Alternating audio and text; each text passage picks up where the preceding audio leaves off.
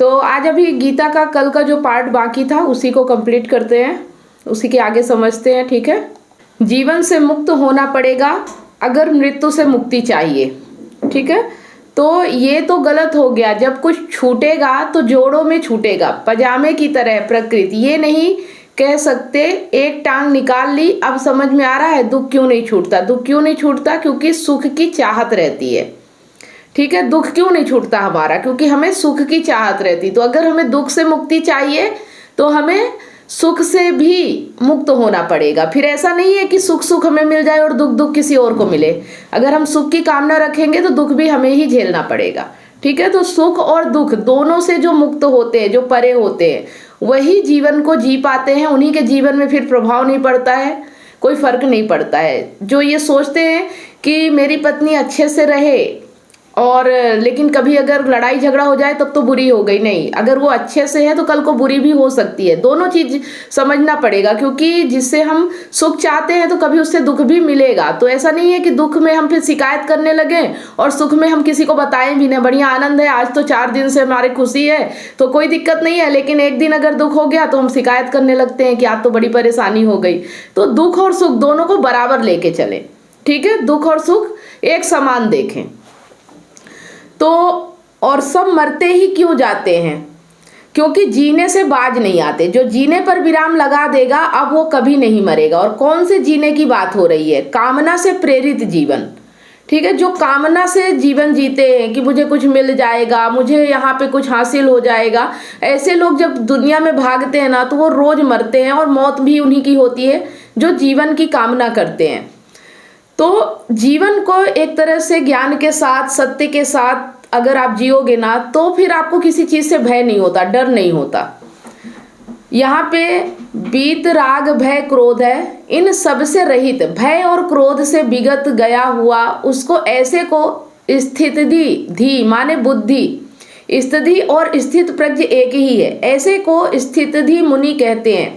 मुनि रुच्यते, मुनि की परिभाषा भी मिल गई। अब बताइएगा मुनि और ऋषि और विद्वान और मुक्त पुरुष और जीवन मुक्त, इनमें क्या अंतर है?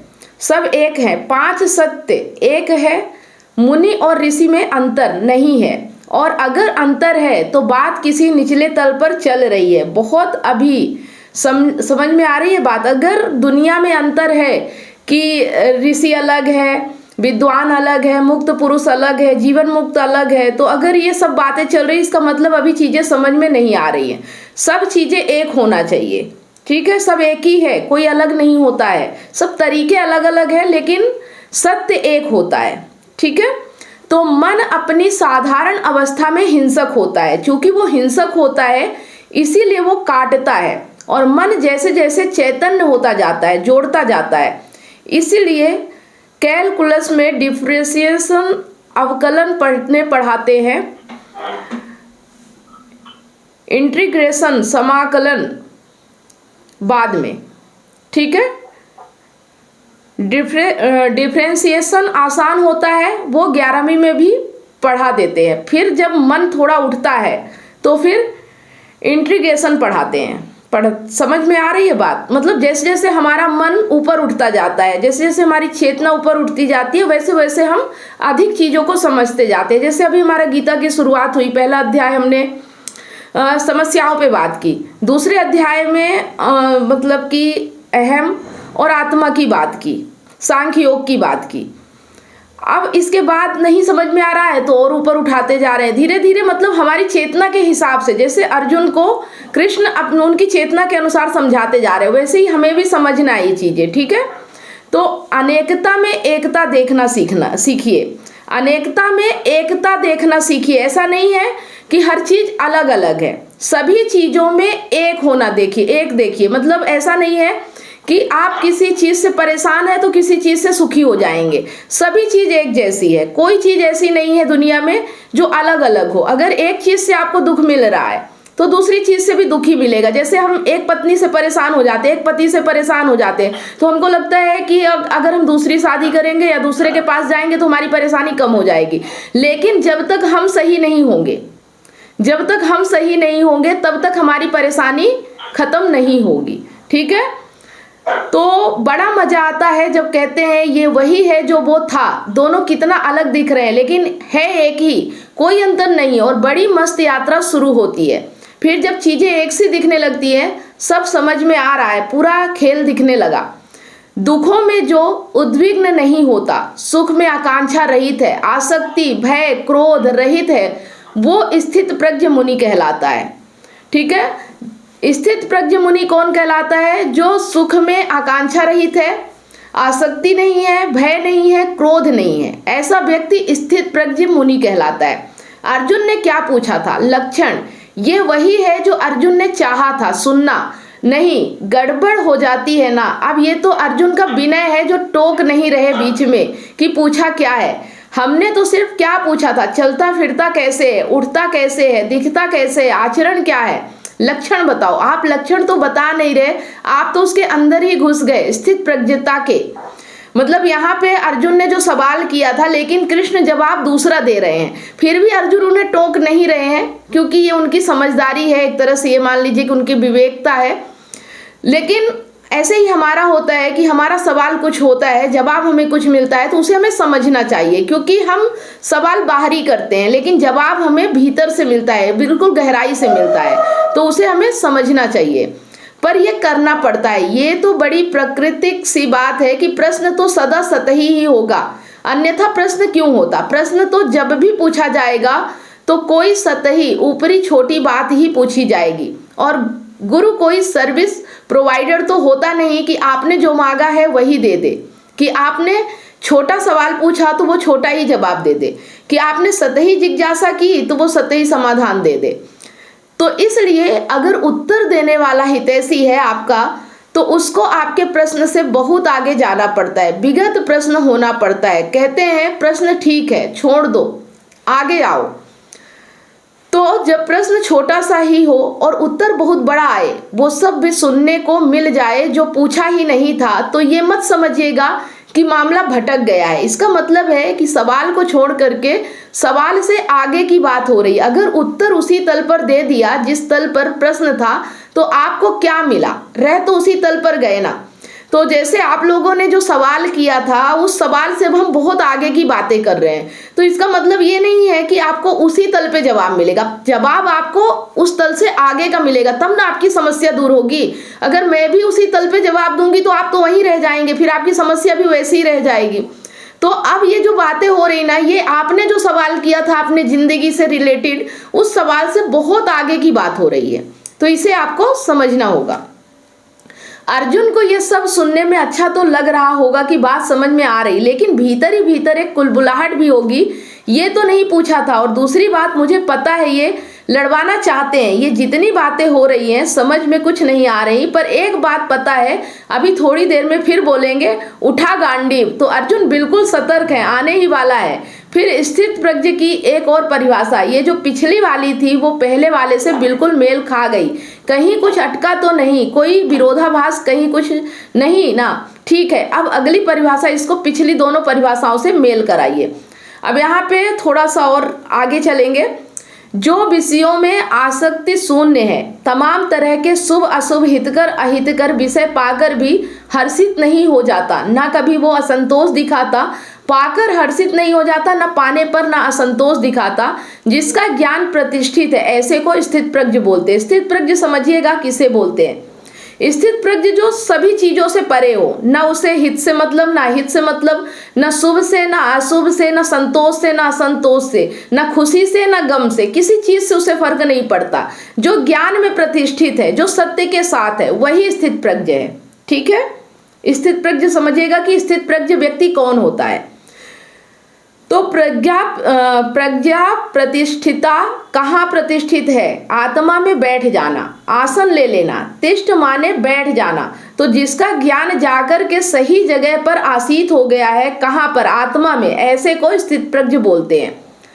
आसक्ति शून्य है। ये आसक्ति शून्यता कब आती है? जब कामना की कामना मिल जाती है। तो अब आसक्ति करे, काहे के लिए, जो चाहिए था वो मिल गया, अब पत्तल कौन चाटे। और दूर से आप जब पत्तल आती देखते हैं और भूखे होते हैं तो उल्लास आता है ना। अब दूर से देख रहे हैं उसमें क्या है, पत्तल में वो तो दिख नहीं रहा, पर ये दिख रहा है कि कोई प्लेट लेकर के आपकी ओर चला आ रहा है, तो बड़ा अच्छा लगता है ना। किसको देखकर ही अच्छा लग गया, प्लेट ही को देखकर अच्छा लग गया। प्लेट को देखकर इतना अच्छा लगता था, लेकिन जब उस पर जो था वो खा लिया, उसके बाद वही plate, clear the table please, कृपया टेबल को खाली कर दे, तुरंत हो जाता है ना।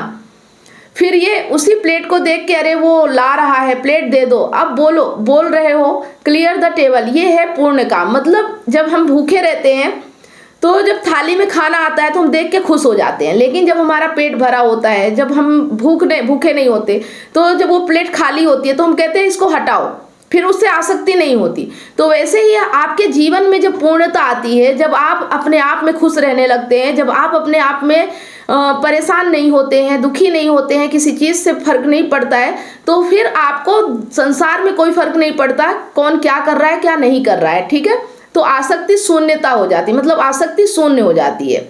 तो ये तभी हो सकता है जब आप पूर्ण हो, और पूर्ण कब होंगे, जब आपको ज्ञान होगा, जब आपको समझ होगी, ठीक है। तो जो असली चीज चाहिए थी मिल गई है, अब इसके पीछे कौन भागेगा। हीरा पायो गांठ गठियायो, असली चीज मिल गई है, अब हीरे का जो डब्बा था वो थोड़े ही सहेज कर रखेंगे, जो चीज थी वो ले ली, गांठ में बांध ली, आगे बढ़ो। मतलब हम जो सुख चैन बाहर संसार से चाह रहे हैं, अगर वो सुख चैन हमें ज्ञान से मिल जाए तो फिर संसार के पीछे कौन भागेगा। चैन ही चाहिए ना, शांति ही चाहिए ना। तो अगर हमें ज्ञान से, जान लेने मात्र से चैन सुख मिल जाता है तो फिर क्या हम संसार के पीछे भागेंगे। फिर आ गए कोई तो भी ठीक है, नहीं आया तो भी ठीक है, हमें तो चाहिए नहीं, हमें तो मिला हुआ है, ठीक है। तो शुभ अशुभ हितकर अहितकर विषय पाने पर आनंदित नहीं होता, और ना ही कभी उसे कोई द्वेष माने असंतोष होता। ऐसे का ज्ञान प्रतिष्ठित हुआ जो स्वयं को जान गया, जो ऐसी चीजों के पीछे नहीं भागता जो उसे चाहिए ही नहीं, उसको स्थित प्रज्ञ कहते हैं। क्या ये स्थित प्रज्ञ सनातनी है, और यदि है तो कैसे है। जो चाहिए उसी का नाम तो सनातन है। स्थित प्रज्ञ वही हो पाएगा जिसको वो मिल जाएगा, सनातन। और सनातन क्या है, जो असनातन से सनातन हो जाए। समझ में आ रही है बात। सनातनी कहलाना महंगा सौदा हो गया। ऐसे नहीं कह सकते कि भगवा झंडा लेकर दौड़ लगा दी और कह दिया हम तो सनातनी हैं। मतलब गेरुआ वस्त्र पहन के और दौड़ लगा रहे भीड़ में, कह दिया हम सनातनी। नहीं, जिसको सत्य मिल जाता है, जिसको ज्ञान मिल जाता है, वो सनातनी कहलाता है। बहुत सस्ती बात हो गई, वो शब्द ही बड़ा गड़बड़ दे दिया ना सनातन। लो, इससे छोटी बात की ही नहीं, जो सबसे ऊंचा लक्ष्य है उसी को धर्म का नाम दे दिया। धर्म ही सनातन, सनातन से नीचे कुछ भी जो है वो धर्म है ही नहीं। सनातन से नीचे माने जो किसके अंदर है, प्रकृति के, वो धर्म है। मतलब जो प्रकृति के अंदर है वो धर्म है ही नहीं। कोई भी वस्तु, कोई भी विचार, कोई भी बात नहीं है, सनातन नहीं है। मतलब जो प्रकृति के अंदर है वो धर्म नहीं है। जो किसी भी चीज की बात कर रहे हैं बाहर, वो सनातन नहीं है। जो आपके भीतर सत्य है, जो आपके भीतर ज्ञान है, जो आपके भीतर समझ है, वो सनातन कहलाती है, ना कि बाहर किसी चीज को सनातन कहते हैं, ठीक है। धर्म सत्य ही है, अगर सत्य नहीं है तो सनातन भी नहीं है। आपके जीवन में सत्य नहीं है तो बाहर आप कितने भी सनातनी बन के फिरते रहो, कोई फर्क नहीं पड़ता, ठीक है। तो सनातन के अतिरिक्त धर्म कुछ नहीं, वही स्थित प्रज्ञता है, ठीक। फिर स्थित प्रज्ञ की एक और परिभाषा, आप अपनी वर्ग 100 अर्थात बुद्धि भीतर चला रहे हैं ना, क्या करना है, इन सब परिभाषाओं का, इनको सबको एक कर देना है, ठीक है। तो जैसे कछुआ अपने सारे अंगों को अपने भीतर समेट लेता है, उसी तरह जब वह माने मन कह दीजिए, व्यक्ति या अहम जो भी कह दीजिए, उसी प्रकार वह इंद्रियों को विषयों की अपेक्षा अपने भीतर लौटा लेता है। ऐसे की प्रज्ञा प्रतिष्ठित मानी जाती है। अब इसमें सनातन जैसा क्या है, इंद्रियों के विषयों की अपेक्षा इंद्रियों को भीतर समेट लिया, इंद्रियां विषयों की ओर नहीं भाग रही। ये विषय कहाँ से आते हैं, किस क्षेत्र के होते हैं, प्रकृति के। तो जिसकी इंद्रियां विषयों को जान गई है कि इसमें से वो नहीं मिलेगा जो मुझे पूर्ण काम कर देगा, तो वो कहता है इनको बाहर दौड़ाने से फायदा क्या है। आंखें हैं लगातार भटक रही है, कुछ मिल जाए और उसको पता चल गया यहाँ है ही नहीं वो, तो उसकी आंखें भटकना बंद कर देती है। आंखें भटकना बंद कर देती है तो फिर क्या होता है, फिर आंखों का क्या होता है, उसको कोई ऐसा कह देता है कि आंखें अब अधमुदी हो गई। जैसे आप महात्मा बुद्ध की आंखें देखेंगे या विशेषकर नानक साहब की आप आंखें देखेंगे, ऐसे अधमुदी रहती हैं। वो यही बताने के लिए रहती हैं कि उनकी आंखें अब दुनिया में कामना का विषय नहीं तलाश रही। वो अधमुदी आंखों का अर्थ समझिए है ही नहीं, वो बाहर तो क्या मैं बाहर देखता रहूं। और उसी का प्रतीक ये भी है शिव का तीसरा नेत्र।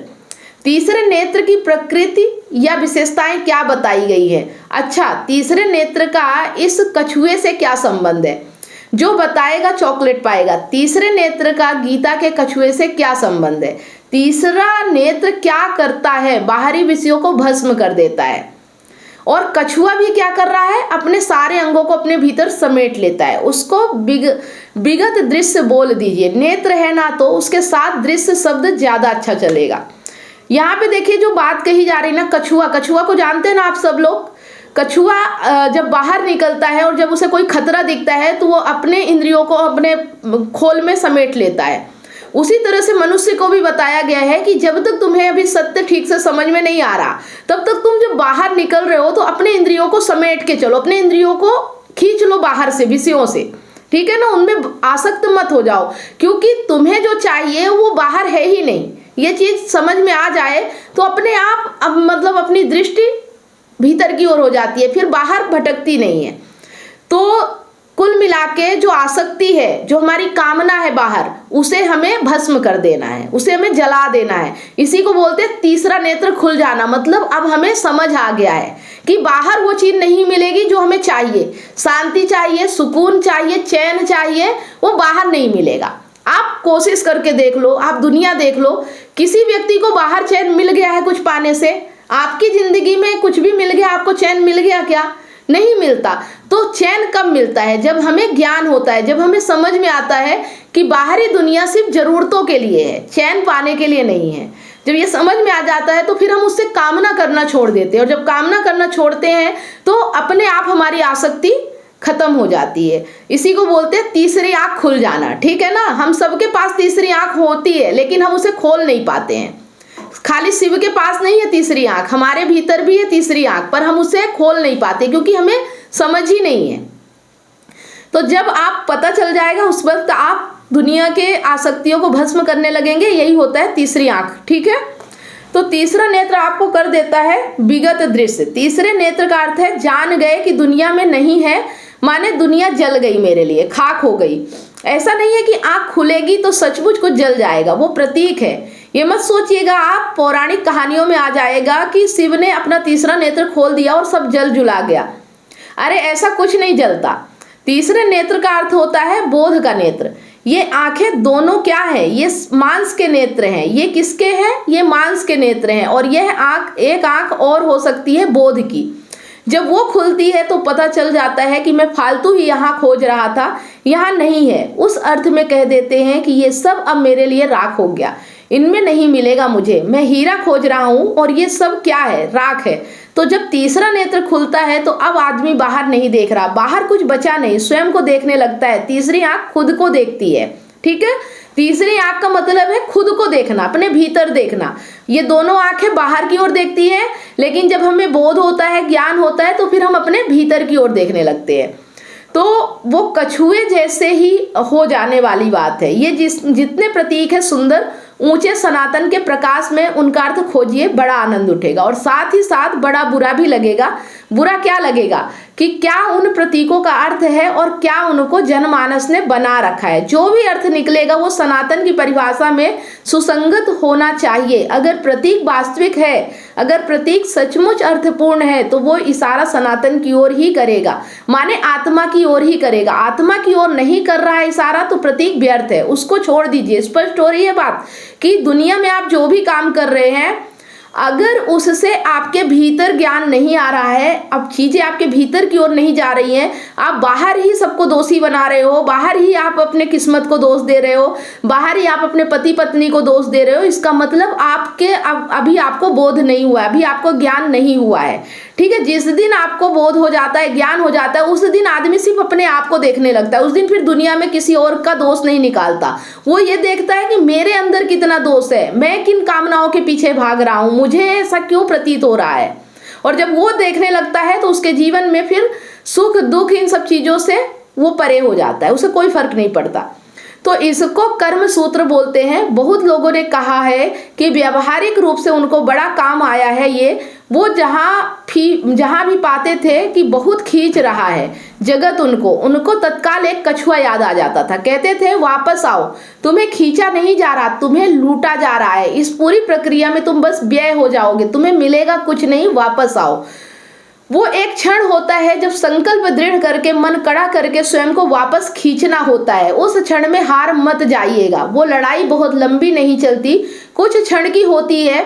एक क्षण, 2 क्षण, 2 मिनट, 5 मिनट, उतने में मुट्ठी भींच लीजिए, कछुआ बन जाइए, जीत जाते हैं। और उतने में फिसल गए तो फिर पता नहीं वो फिसलन भरी ढलान कहाँ तक जाएगी। ठीक है, तो यहाँ पे हमें समझना चाहिए कि हमें जब भी संसार खींच रहा हो, जब भी हमें लालच या कामना खींच रही हो, तो हमें अपने आप को बिल्कुल उस पल रोकना है, कछुए की तरह। ठीक है, अपनी इंद्रियों को बिल्कुल रोक लेना है। अगर आप एक पल अपने क्रोध पे, अपने लालच पे थोड़ा मनन कर लेना तो वो चीज हट जाती है। लेकिन अगर आप फिसल गए तो फिर वो आपको कहाँ तक ले जाएगा ये आपको पता नहीं है। ठीक है, तो हर चीज से हमें रोकना है। ये नहीं कहना कि दूसरे लोग तो कर रहे थे इसलिए मैं चला गया, नहीं। जो चीज हमें पता है, जो चीज हमें करना है, वो एक दृढ़ संकल्प होना चाहिए। किसी से भी नहीं भटकेंगे, कोई भी हमें भटका नहीं सकता। कोई किसी के माया में नहीं फंसेंगे, किसी के मोह में नहीं फंसेंगे, किसी के डर में कुछ नहीं करेंगे। ये हमारे अंदर दृढ़ संकल्प होना चाहिए कि हम जो चाहते हैं वही करेंगे, और वही करेंगे जो हमें इन सब चीजों से मुक्त कराए, ना कि इन सब चीजों में परेशानी उठाए, बंधन में बांध ले। ठीक है, जीवन जिएंगे तो मुक्ति के लिए, बंधन के लिए नहीं। जो भी चीज हमें बांधती है, दृढ़ संकल्पित अपनी इंद्रियों को खींच लेंगे कि हमें जाना ही नहीं उधर। ठीक है, जो भी चीज हमें बांध रही है, जहां भी आसक्ति हो रही है, जहां भी डर लग रहा है, जहां भी लालच उठ रहा है, जहां भी गुस्सा आ रहा है, क्रोध आ रहा है, वहां से तुरंत हम अपने आप को खींच लेंगे। क्योंकि हम जानते हैं कि ये सब संसार है और ये आसक्ति है, यहाँ से बंधना है, यहाँ मुक्त नहीं होना है। ठीक है, संसार ही बंधन है। ये चीज अगर समझ गए, ना कोई भक्ति, ना कोई पूजा, ना कोई पाठ, जब तक वो संसार की ओर भगा रही, जब तक वो कह रहा है कि अगर कोई ये कहे कि आपका पति पत्नी का रिश्ता सही नहीं है, लेकिन आप अगर ये धागा बांध लोगे, आप अगर ये पूजा कर लोगे तो आपकी पत्नी ठीक हो जाएगी, तब तक समझिए कि वो आपको धोखे में रख रहा है, वो आपको भ्रमित कर रहा है। जो व्यक्ति आपको बोले कि आप अपने अंदर देखो, झांको कि आपकी आसक्ति क्या है, आपकी पत्नी से कामना क्या है, लालच क्या है, स्वार्थ क्या है, और उसे आप छोड़ दो तो आपके जीवन में सुख आ जाएगा।